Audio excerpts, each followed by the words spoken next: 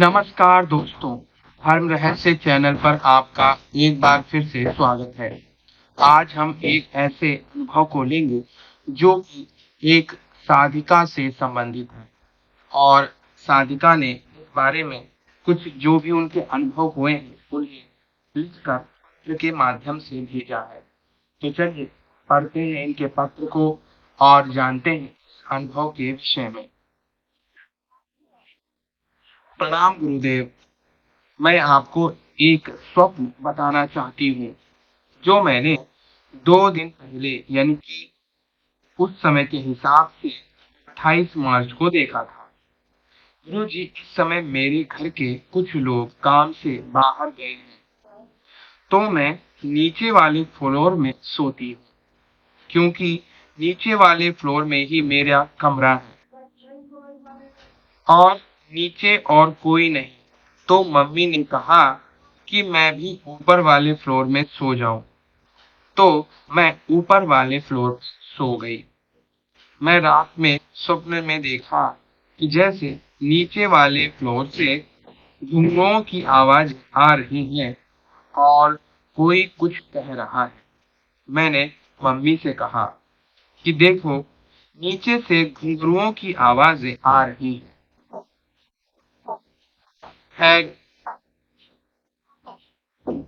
ये मैंने सपने में ही कहा था। फिर उठने में सीढ़ियों के पास हमारे मामा आ गए, तो सब लोग समझे मामा है। फिर मुझे याद आया कि मामा तो अपने गांव में है, इतनी रात को भला कैसे आएंगे। और फिर किसी ने नीचे जाके दरवाजा भी नहीं खोला। मुझे समझ आ गया कि ये मामा नहीं है, बल्कि ये तो कोई भूत या प्रेत होगा। वो मामा अक्सर घर आते रहते हैं और कई दिन के लिए रुके भी थे। फिर ऐसा देखा कि भाभी ने हमारी मामा के लिए खाना लगाया। फिर मैंने आते जाते हुए 2 बार उसके कान पे पास भगवान के नाम सीताराम बोला। मुझे लगा वो शायद कुछ प्रतिक्रिया देगा, लेकिन उसने कोई प्रतिक्रिया नहीं दी। लेकिन उसके कान लाल हो गया था, रक्त के जैसा। फिर वो खाना खाने जा रहे थे कि उतने में मैंने बोला कि तुम जो कोई भी हो, अपने असली रूप में आ जाओ। हम जानते हैं कि तुम मामा नहीं हो। उतने में वो बेड से उठकर सामने खड़ी हो गई और लड़की के रूप में परिवर्तित हो गई। काली साड़ी पहने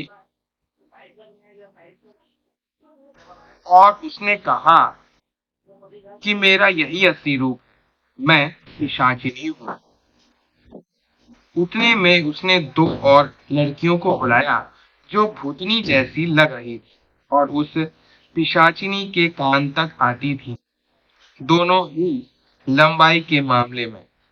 फिर उसके बाद मैंने देखा कि वह पिशाचिनी जो काली साड़ी वाली थी, घर के बाहर हवा में गोल गोल चारों तरफ घूम रही थी। फिर उसने 2 मिनट हाथ से थोड़ा करने की कोशिश की। उतने में घर के दूसरी तरफ हम लोग आ गए। हमारे घर के दोनों तरफ रोड, तो दूसरी तरफ हम लोग आ गए थे। वो 3 लोग मुझे पकड़ने ही जा रही थी, पर पकड़ कुछ नहीं कर पाए। फिर मैंने कहा रुको, अभी बताती, और मैंने थोड़ी दूर जाके खड़ी हो गई। उतने में मेरे आकार काफी बड़ा हो गया था और 2 मंजिल के बराबर था। 4 हाथ हो गए भैया। एक हाथ में कमल था और दूसरे में समझा ही नहीं क्या था, और ऐसे याद ही नहीं है। दाहिने हाथों में कुछ नहीं था और कुछ कहने में देवी जैसे वस्त्र हो गए थे, पूरी तरह तो नहीं लेकिन थोड़े बहुत।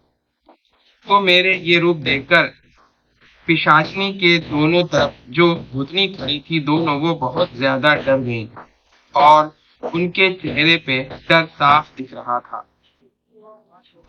और पिशाचिनी भी थोड़ा उनसे कम डरी थी, लेकिन वह भी डरी हुई थी।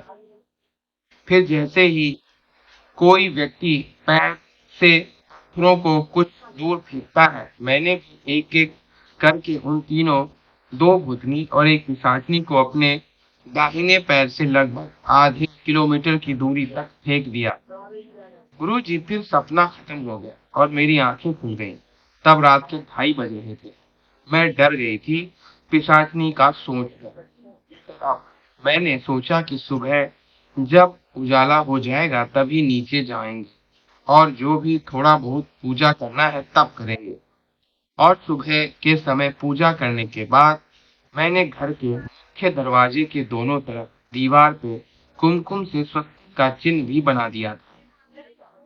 गुरुजी, मुझे बचपन से ही नकारात्मक शक्तियों का स्वप्न काफी आता है, जो कि मेरे घर पे तंत्र हुआ था और तब हम छोटे भी थे। गुरुजी, ये स्वप्न में तो हम नहीं डरे थे, पर पहले जब भी भूत प्रेत के सपने आते थे तो डर जाते थे। सपने में और असली में भी बहुत ज्यादा। आज से कुछ दिन पहले ही दीक्षा पूर्ण हुई है और उसी के प्रभाव है कि हम इस बार बुरी शक्तियों के सपने में डरे नहीं हैं। गुरु जी, मुझे और भी मार्गदर्शन चाहिए, क्योंकि मेरे आसपास का माहौल अच्छा नहीं है, इसलिए मैं जो भी करने का सोचती हूँ वह नहीं कर पाती हूँ। मन मार लेती हूँ और निराश हो जाती हूँ। गुरु जी, मुझे इस स्वप्न का मतलब बताइए और बुरे सपनों का निवारण भी बताइए। गुरु जी, मेरा नाम, पता, ईमेल इत्यादि गोपनीय रखें। राम गुरुदेव, आपको कोटि कोटि नमन। और ये उत्तर प्रदेश से। तो जैसा कि इन्होंने अनुभव को बताया है, यहाँ पर स्पष्ट रूप से पता चलता है कि माता की कृपा से इनके अंदर माता की योगिनी शक्ति विराजमान हुई उस स्वप्न के माध्यम से। और वह शक्तियां जो इनके घर में विद्यमान है पिशाचिनी के रूप में, शायद कई जन्मों से हो, या फिर उसने भी तंत्र प्रयोग इत्यादि किया हो, या ऐसी कोई चीज की है जिसकी वजह से इनके परिवार पर संकट है और इनके काम नहीं बनते, या फिर ऐसा कुछ जिसके माध्यम से ऐसा लगता है कि कुछ ना कुछ तो बहुत ज्यादा गलत हो रहा है इनके चारों तरफ। इसके कई कारण हो सकते हैं। पहली बात, तंत्र बाधा हो सकती है, लेकिन आप गुरु मंत्र के प्रभाव को अच्छी तरह से समझ सकते हैं। यहाँ पर बिल्कुल स्पष्ट रूप से पता चलता है। और वह बात यह है कि गुरु मंत्र की शक्ति के कारण ही चार भुजा, यानी चार भुजाओं वाली दैवीय शक्ति आपके अंदर प्रवेश कर गई और उसने उन पिशाचिनी और उनके साथ उनकी दो सखी पिशाचिनी शक्तियों को स्पष्ट संकेत दे दिया कि मुझ में और इसमें कोई अंतर नहीं है, क्योंकि यह गुरु मंत्र से दीक्षित कन्या है। इसकी सामर्थ्य साधारण अब नहीं रह गई है। इस बात को तुम अच्छी तरह समझ लो। और इतनी शक्ति है कि एक पाव मारने मात्र से कितनी दूर जाकर के वह बुरी शक्तियां गिर जाती हैं।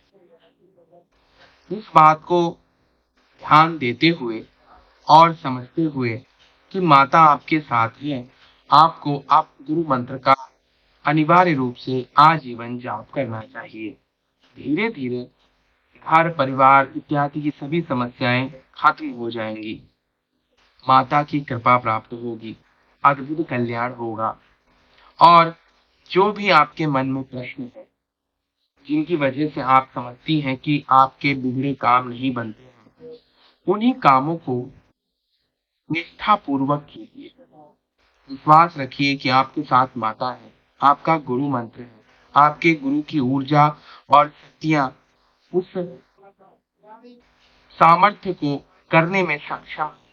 अब आपको सिर्फ मेहनत करने की आवश्यकता है। जो भी काम आप करना चाहती हैं उसे कीजिए। घर की समस्याओं को हल करने की ऊर्जा भी आपके अंदर विद्यमान हो जाएगी जिस दिन आप गुरु मंत्र का पूरा अनुष्ठान कंप्लीट कर लेते हैं, जो कि 9 लाख गुरु मंत्र जाप दशांश हवन सहित माना जाता है। इसके बाद फिर आप अपने घर को सुरक्षित करने के लिए तांत्रिक प्रक्रिया द्वारा भी अपने घर को बांध सकती है। इन बातों को समझते हुए आपको इनके लिए बिल्कुल तैयार रहना चाहिए।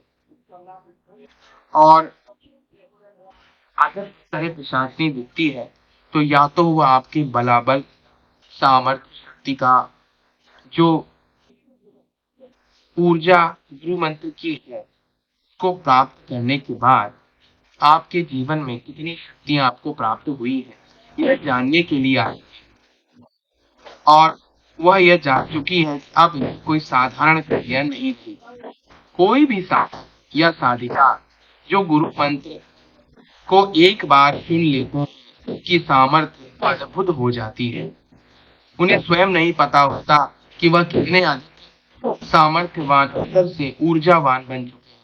यह केवल उनको अपनी मृत्यु के बाद पता चलता है, जब इस पूरी पृथ्वी लोक में इनके समान तेजस्वी कोई नहीं होता। इसीलिए वह पृथ्वी पर वापस नहीं आते और सदैव के लिए या तो स्वर्ग की प्राप्ति कर लेते हैं या फिर महामोक्ष को प्राप्त करते हैं। तो आपको सिर्फ विश्वास रखते हुए गुरु मंत्र का जप करना है, उसका अनुष्ठान पूरा करना है। घर में तंत्र बाधाओं को हटाने के लिए विभिन्न प्रकार के प्रयोग किए जाते हैं, को कर सकती है। और एक ग्रह बाधा निवारण प्रयोग मैंने इसका मोजो को उपलब्ध कराया है, उसको अपने घर पर कर सकती हैं। इससे अगर कोई ऐसी नकारात्मक शक्ति कभी छोड़ी गई है तो वह भी नष्ट हो जाएगी। तो यह था इनका अनुभव। अगर आज का वीडियो आप लोगों को पसंद आया है तो लाइक करें, शेयर करें, सब्सक्राइब करें। आपका दिन मंगलमय हो। धन्यवाद।